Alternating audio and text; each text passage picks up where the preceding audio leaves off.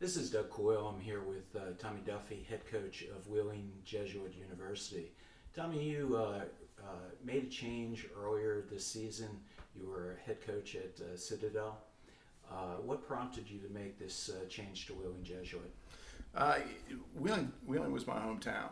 I grew up there. The first time I saw rugby ever, 1972, was on the campus of Wheeling Jesuit.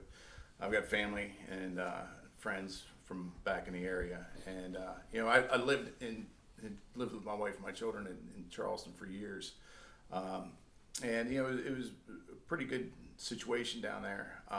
But it was my hometown, and the ability to come up and coach Division I rugby was something that always appealed to me. And so I decided to put my hat in the ring back in May, and it come up in June and went around the facility, and then in September they gave me the call, and so I had decided, my wife and I had decided that it was probably a good move for me to make at this point in my life.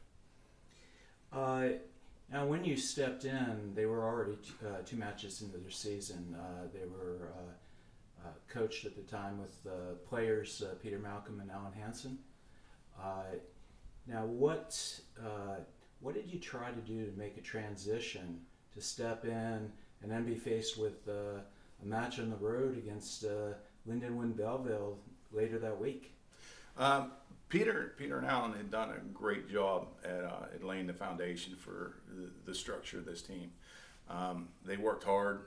It was a burden of responsibility that they took very well. No student should have to be, administration, coach, and player at the same time. So, in my conversations with Pete and Alan and coming up, was one of the things we talked about what the offensive structure was, what the defensive structure was, and I just said, everything that was in line, we're going to keep in place.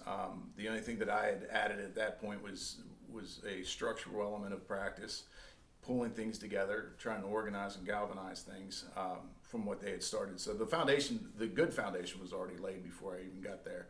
It was just me coming in and me polishing and tweaking things and looking at things. Last year, the team finished fourth in Rugby East.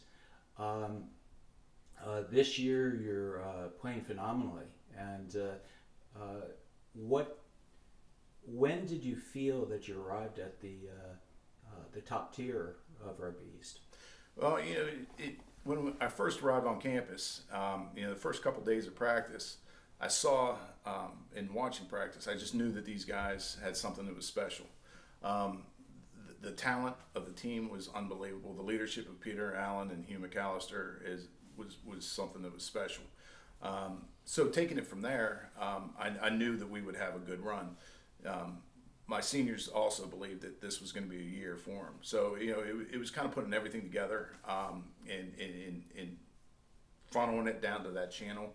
I kind of figured that we would have a really good run coming into Rugby East, and if it wasn't for some injuries, I think that we could have possibly been higher than what we were. You have a team comprised primarily of U.S. players, but have a strong international flavor. What are you looking for in recruits, and why should players consider this program?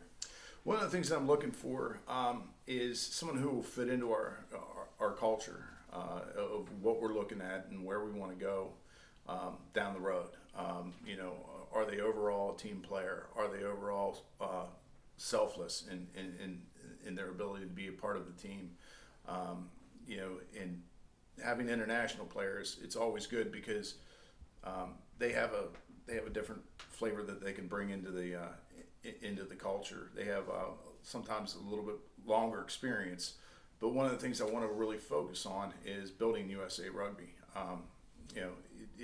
We need to have players from the United States, and we need to bring them into these folds. And as Division I Rugby grows and grows, the opportunity for U.S. players will be great.